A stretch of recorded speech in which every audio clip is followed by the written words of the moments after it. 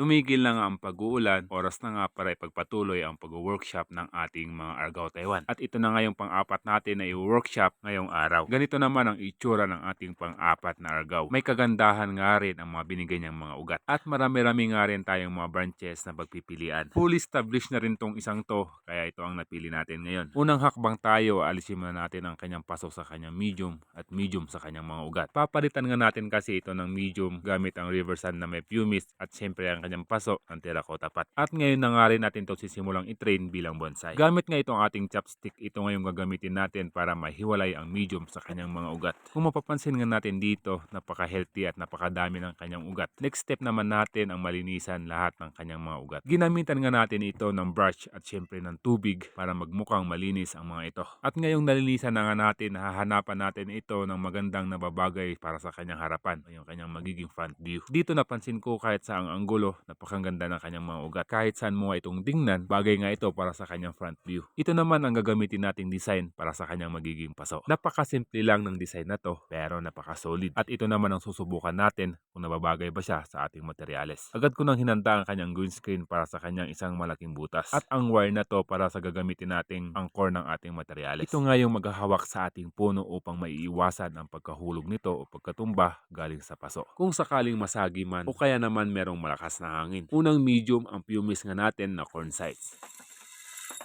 Ito yung magsisilbi para sa ating good drainage upang maiiwasan na nga rin na ma-wash out ang ating river sand.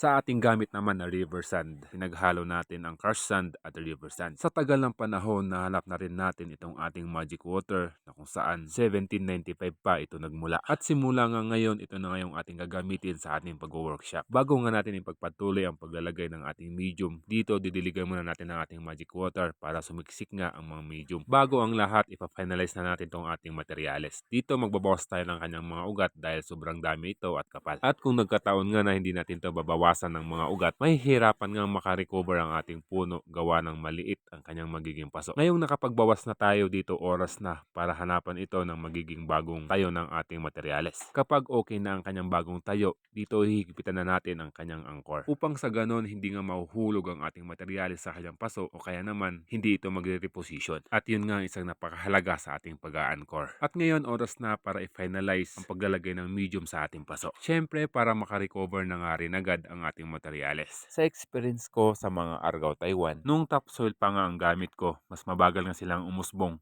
kumpara dito sa river sand na gamit ko ngayon. Kaya naman mas malayong maganda ang mga river sand kumpara sa mga topsoil kapag Argao ang pinag-usapan. Ngayong tapos na nga tayo sa kanyang paso at mga ugat, oras naman na para i-workshop natin ang kanyang mga branches. Branch selection ang uunahin natin dito o yung pagtatanggal ng mga hindi kailangan ng mga sanga. Next naman natin ang pagde-defoliate o yung pag-aalis ng kanyang mga dahon maliban sa mga talbos nito. Di natin inaalis ang mga talbos gawa ng para magtuloy-tuloy ang pagtaba ng mga iiwan natin ng mga branches. Yun kasi ang isa sa pinakamatagal na next step natin dito, ang magpataba ng mga primary. Dito dako na tayo sa ating huling hakbang. Gamit nga itong ating 2.5 aluminum wire na bronze coated, ito na nga yung kauna-unahan niyang latag. At dito lalagyan na natin siya ng design para umayon sa kanyang puno at syempre sa kanyang mga ugat. At ngayon ganito na ang magiging disenyo ng ating pang-apat na Argao Taiwan. Balak natin sa kanya, gagawin nga natin itong semi-cascade. Dito nag-iwan lang tayo ng 3 branches para nga sa kanyang magiging first branch, second branch, at ang branch na magtutuloy para sa kanyang trunk line. At soon, ganito nga ang magiging itsura ng ating puno. Salamat sa pagsubaybay sa ating mga videos mga idol. At sana sabayan nyo pa rin ako hanggang mabuo natin tong bilang ganap na bonsai. Dahil hindi pa nga tayo dito nagtatapos, pang-apat pa lang nga ito sa mga materialis natin na Argao Taiwan. At marami-rami pa nga tayong ididiscover ng mga style ng mga ganitong klaseng puno.